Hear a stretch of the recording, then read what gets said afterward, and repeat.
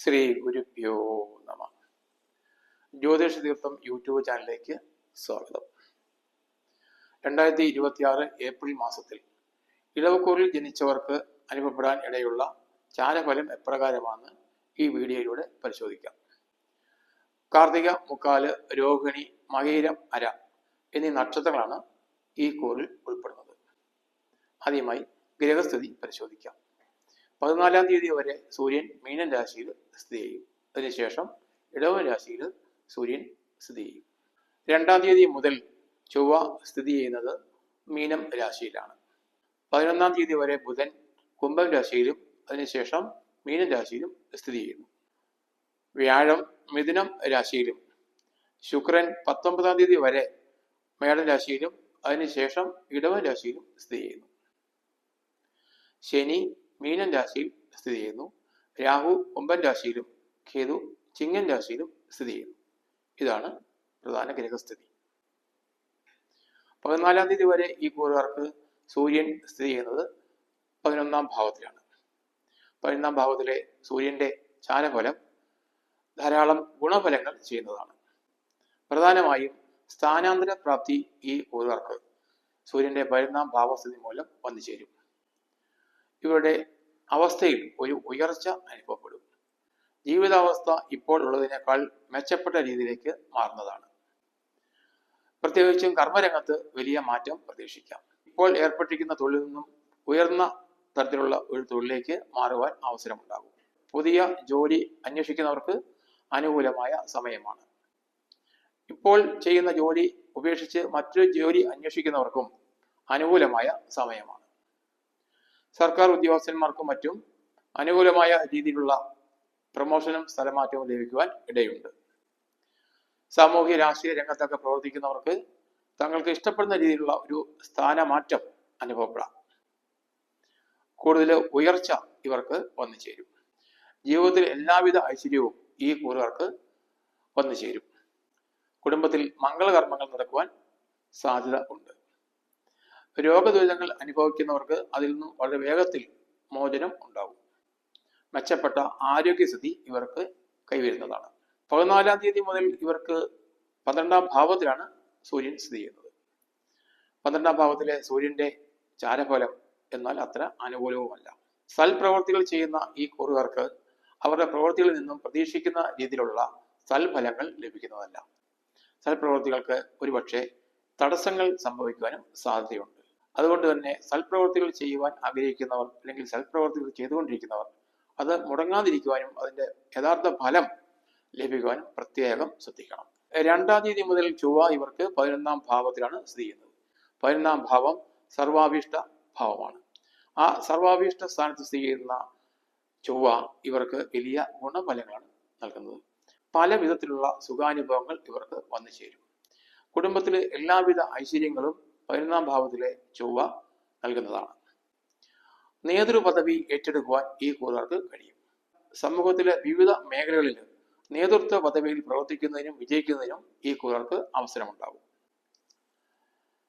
ഇതുവരെ അനുഭവിച്ചു വന്നിരിക്കുന്ന ദുഃഖ ദുരിതങ്ങളൊക്കെ വിട്ടുമാറുന്നതാണ്. എല്ലാ രീതിയിലും മനസ്സിന് സന്തോഷം അനുഭവപ്പെടും. ശാരീരികമായ ബുദ്ധിമുട്ടുകളെല്ലാം ഇല്ലാതാകും. 11-ാം തീയതി വരെ ബുധൻ ഈ കൂറുകാർക്ക് 10-ാം ഭാവത്തിലാണ് സ്ഥിതി ചെയ്യുന്നത്. 10-ാം ഭാവത്തിലെ ബുധൻ ഇവർക്ക് വലിയ ഗുണഫലങ്ങൾ നൽകുന്നതാണ്. ശത്രുക്കളെ കൊണ്ട് അനുഭവപ്പെട്ടു വരുന്ന ബുദ്ധിമുട്ടുകളൊക്കെ പെട്ടെന്ന് തന്നെ ഇല്ലാതാവും. ശത്രുക്കളായി പ്രവർത്തിച്ചവരൊക്കെ ഇവർക്ക് ഇനി മിത്രങ്ങളായി പ്രവർത്തിക്കുവാൻ തുടങ്ങുന്നതാണ്. അവരിൽ നിന്നും അനുഭവപ്പെട്ട ദോഷ ദുരിതങ്ങളൊക്കെ ഇനി സ്വപ്നതുല്യമായി മാറുന്നതാണ്. അതുപോലെ ധാരാളം ധനം വന്നു ചേരുവാനും ഇവർക്ക് യോഗമുണ്ട്. വിവിധ മേഖലകളിൽ നിന്നും സാമ്പത്തികമായ നേട്ടം വന്നു ചേരും. കൃഷിയിലൂടെയും വ്യവസായത്തിലൂടെയും അതുപോലെ സമ്പാദ്യത്തിലൂടെയൊക്കെ പ്രതീക്ഷിക്കാത്ത വരുമാനം ഇവർക്ക് ലഭിക്കുന്നതാണ്. അന്യലിംഗത്തിൽപ്പെട്ടവരുമായി രമിക്കുന്നതിനും സുഖം അനുഭവിക്കുന്നതിനും ഇവർക്ക് അവസരമുണ്ടാകും.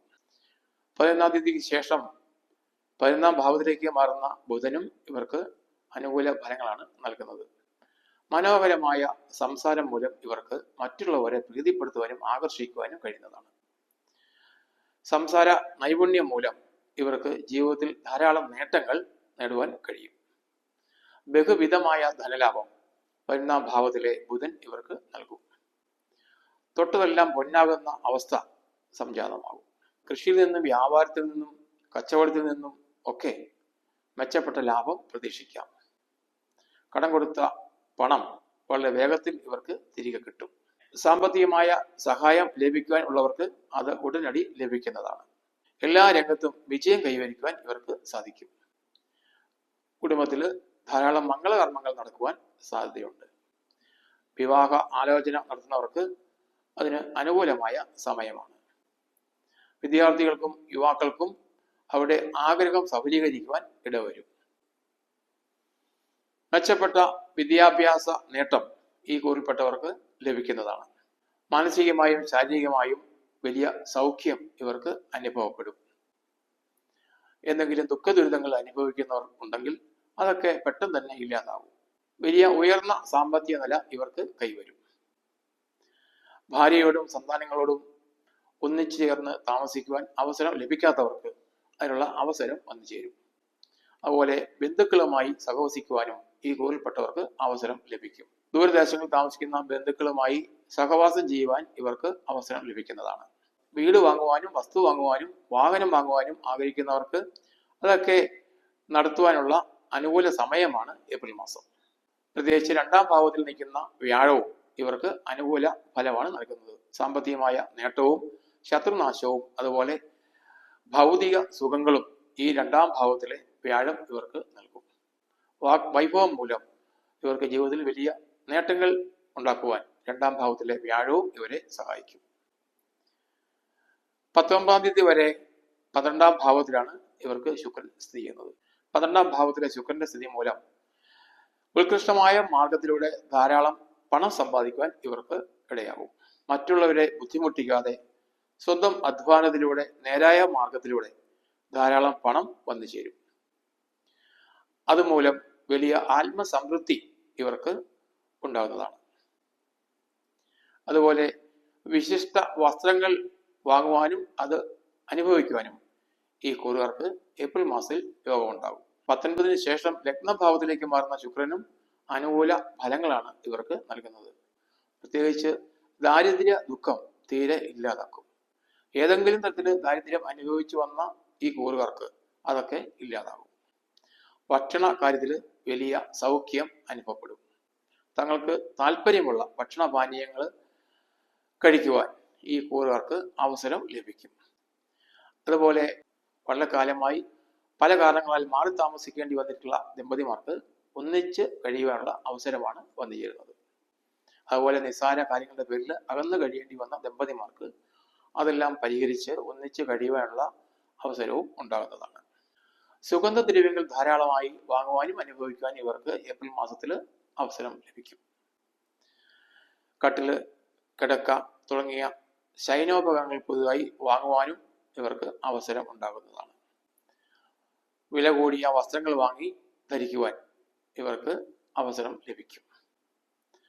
ധാരാളം സുഖഭോഗ വസ്തുക്കൾ ഇവർക്ക് അനുഭവത്തിൽ വരും. പൊതുവെ എല്ലാവിധ സുഖഭോഗ വസ്തുക്കളും ഇവർക്ക് അനുഭവത്തിൽ വരുന്നതാണ്. ശനിയും ഇവർക്ക് വളരെ അനുകൂലമായിട്ടാണ് സ്ഥിതി ചെയ്യുന്നത്. 11-ാം ഭാവത്തിൽ സ്ഥിതി ചെയ്യുന്ന ശനി ഇവർക്ക് ധനധാന്യ സമൃദ്ധി നൽകുന്നു. കൃഷിയിലും കച്ചവടത്തിലും വ്യവസായത്തിലും ഒക്കെ വലിയ ഉയർച്ചയാണ് ഈ 11-ാം ഭാവത്തിലെ ശനി ഇവർക്ക് നൽകുന്നത്. അപ്രതീക്ഷിതമായ ഐശ്വര്യം ഇവർക്ക് കുടുംബത്തിൽ വന്നു ചേരും. വലിയ പ്രതാപിയായി വാഴുവാനുള്ള യോഗവും ഉണ്ടാകും.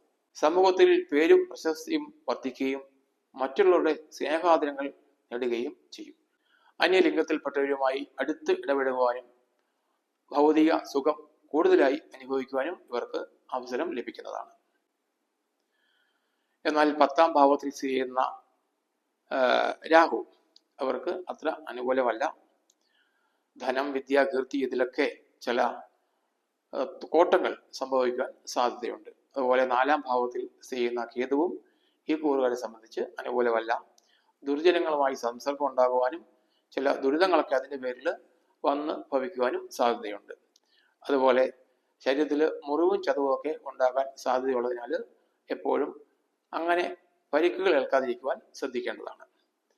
ഉദര സംബന്ധമായ അസുഖങ്ങൾ ഉണ്ടാകാൻ സാധ്യതയുള്ളതിനാൽ ആഹാര കാര്യത്തിലൊക്കെ നല്ല ക്രമീകരണം വരുത്തേണ്ടതാണ്. പൊതുവെ ഈ കൂറുകാർക്ക് ഭാഗ്യാനുഭവങ്ങളുടെ ആധിക്യമാണ് ഏപ്രിൽ മാസത്തിൽ അനുഭവപ്പെടുക. ചെറിയ ചെറിയ ദോഷങ്ങൾ ഇല്ലാതെ ആകുന്നതിന് മഹാദേവന് ധാര കഴിച്ച് പ്രാർത്ഥിക്കുന്നതും അതുപോലെ ഗണപതി ഭഗവാന് ഗണപതി ഹോമം നടത്തി പ്രാർത്ഥിക്കുന്നതും ഉത്തമമാണ്. നാഗദൈവങ്ങൾക്ക് പ്രീതികരമായ വഴിപാടുകൾ നടത്തുന്നതും രാഹുവിന്റെ അനിഷ്ടസ്ഥിതി മൂലം ജീവിതത്തിൽ വന്നു ചേരാൻ സാധ്യതയുള്ള ദോഷഫലങ്ങൾ ഇല്ലാതാക്കും. പൊതുവെ ഈശ്വര വിശ്വാസവും പ്രാർത്ഥനയും വെച്ചു പുലർത്തുന്ന ഈ കൂറുകാർക്ക് ജീവിതത്തിൽ വലിയ നേട്ടങ്ങളാണ് ഏപ്രിൽ മാസത്തിൽ അനുഭവപ്പെടുക. ഇത് ചാരഫലം മാത്രമാണ്.